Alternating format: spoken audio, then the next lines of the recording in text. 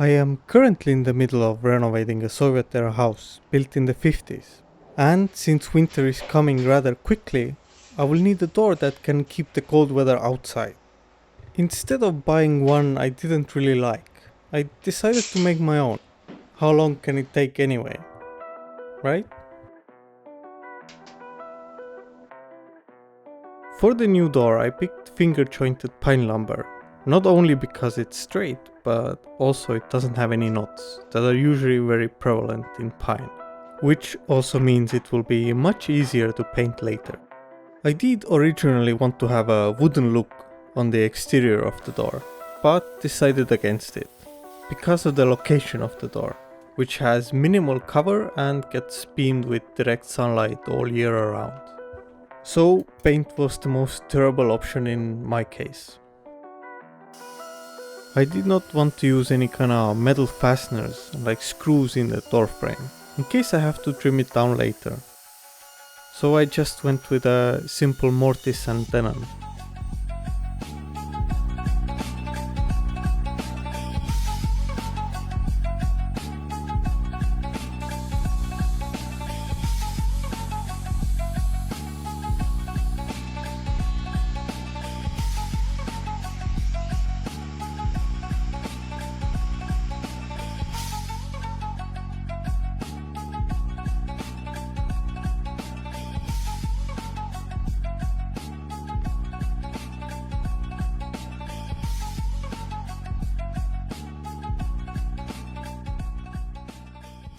After the glue had a bit of time to dry, I could cut down the plywood that now becomes the exterior face of the door. I used 8mm birch plywood that is water resistant. Keyword on resistant. No plywood is truly waterproof. If water gets between those layers, it is game over regardless. So the first line of defense is always going to be a good seal coat and making sure no standing water stays on the edge. Bit more on that later. I cut the plywood a bit oversized and made sure to have one corner that is exactly 90 degrees. That mark would now become a reference point to square up the frame itself as I'm screwing it down and making sure the square sides are flush with the frame. After that I could put screws around the entire door every 10 cm or so. As the glue was setting, I also made a frame for the window in a similar manner as before. Now I just had to figure out its position, cut a hole in the exterior face, and then secure it with glue and screws.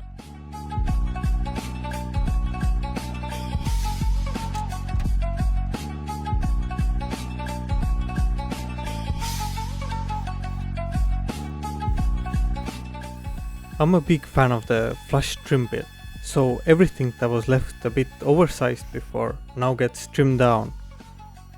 Actually, I changed my mind from before. I'm an even bigger fan of the bevel bits. Most of the roundovers were done with the 25 and the 45 degree bits. 25 around the window and 45 on the bottom of the window to make a steep runoff area for any water droplets, since standing water is the biggest enemy.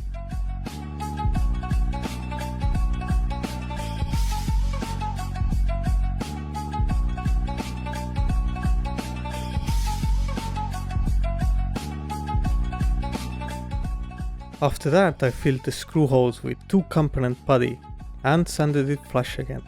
I would recommend that for any bigger holes, and use wood filler for only smaller holes or to fill wood grain before painting.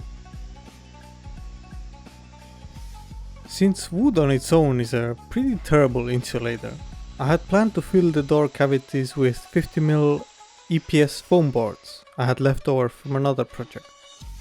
Only problem was they were a bit too thick to fit in there, so of course I put my new thickness planer to work. Even though this scene looks kinda ridiculous, it worked better than I could have imagined. All I had to do now was fill the door as tightly as possible.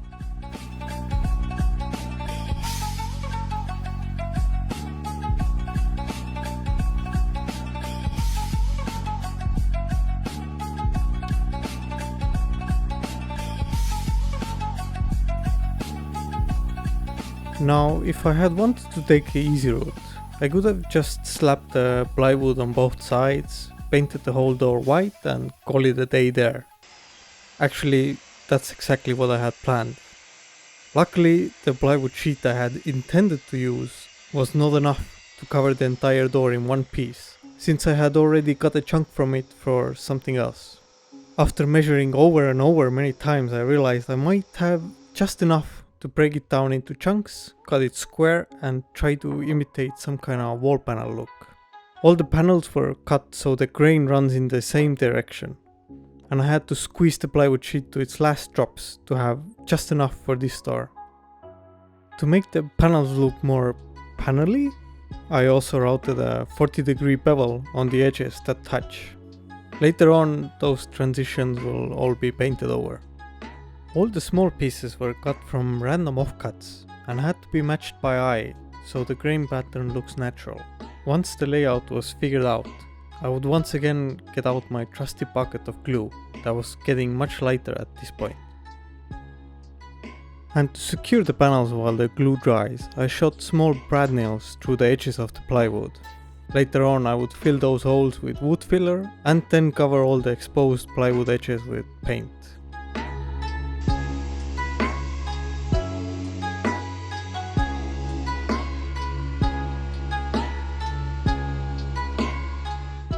The window I used is a double glazed one and was something I had ordered a while ago.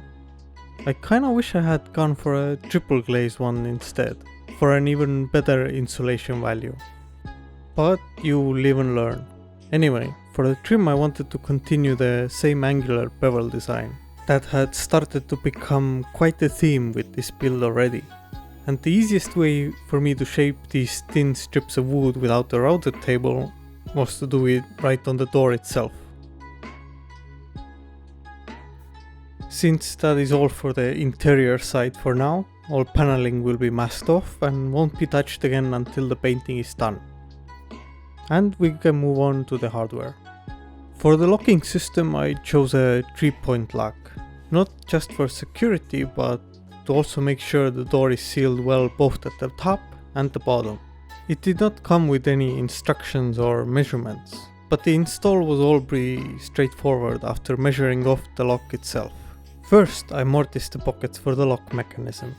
I then cut off the overhang, and using the cut off part, I can now comfortably set the exact depth on my router to cut the slot for the rest of the lock, so it sits flush with the door.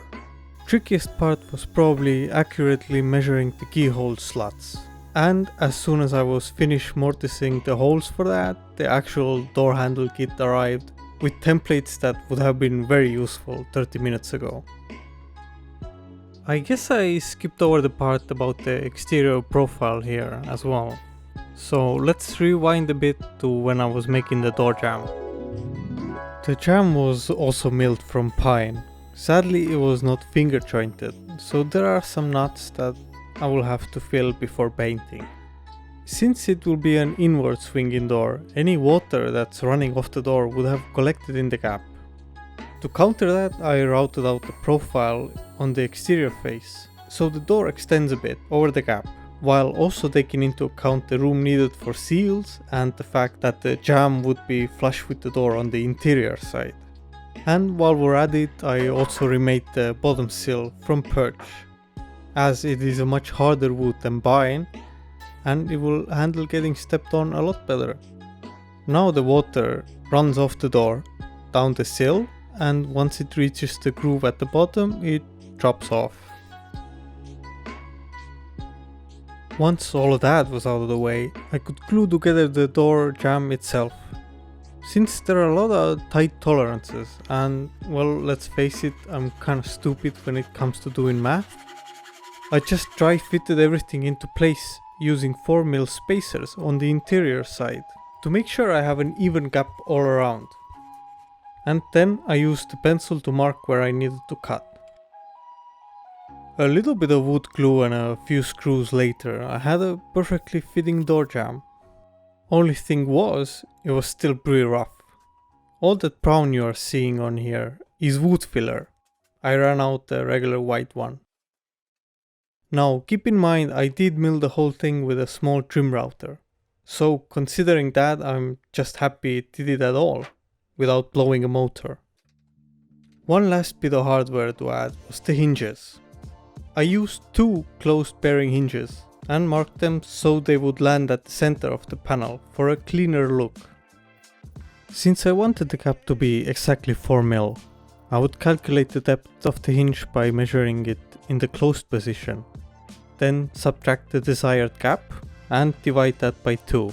Now I know I need to mortise the hinge 2 mm on both sides.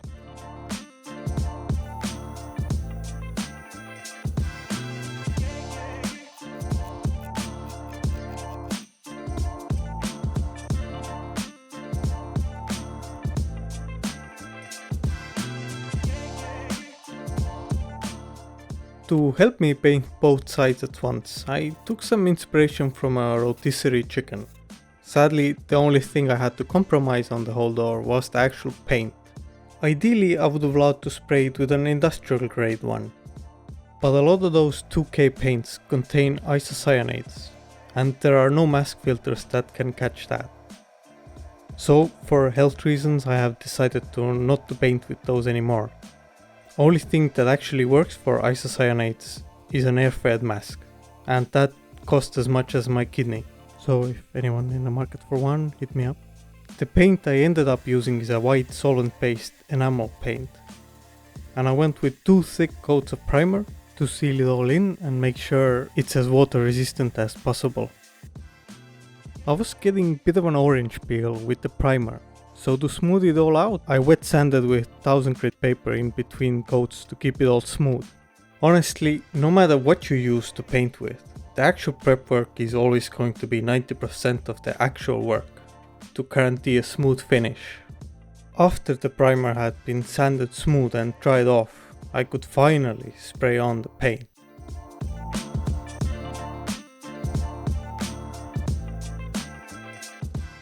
The next day, paint is dry to the touch and I could start removing the masking paper. But I have to be careful. Even though it is dry to the touch, the actual cure time can sometimes take up to a month before the paint gets to its full hardness. And a big scratch on a painted side is the last thing I needed. I purposefully did not sand anything on the panels before, since there will be some bleed through. So now I can sand with 240 grit to make all the edges crisp and clean, and then apply my favorite finish, Osmos Poly X.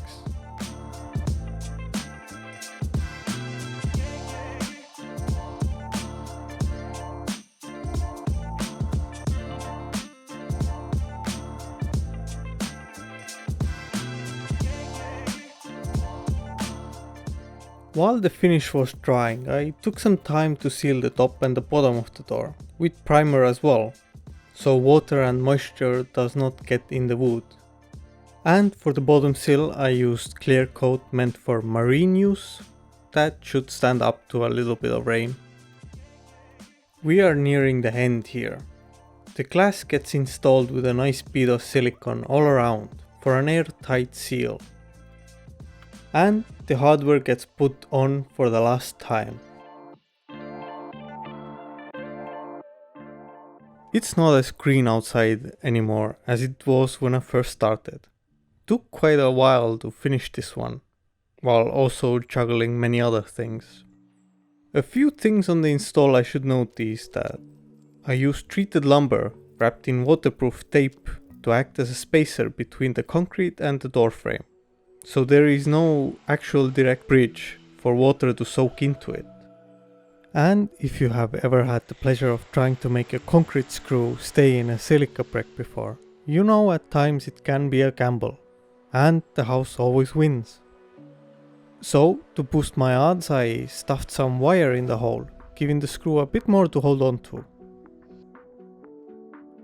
I placed these wooden blocks exactly at the height of the striker plate, so I could screw the door frame in place with wood screws and hide the hole behind the striker plate.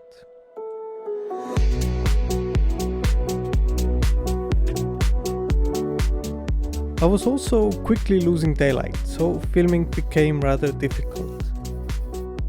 But the last thing I did was fill around the door with expanding foam meant for doors and windows. And that's pretty much it. Now there is still a lot of things to do here, like trim around the door, and honestly I have a lot of big ideas on what to do with this room in general, but all of that will have to wait until the next time. If you are interested as well, maybe consider pressing the big red button.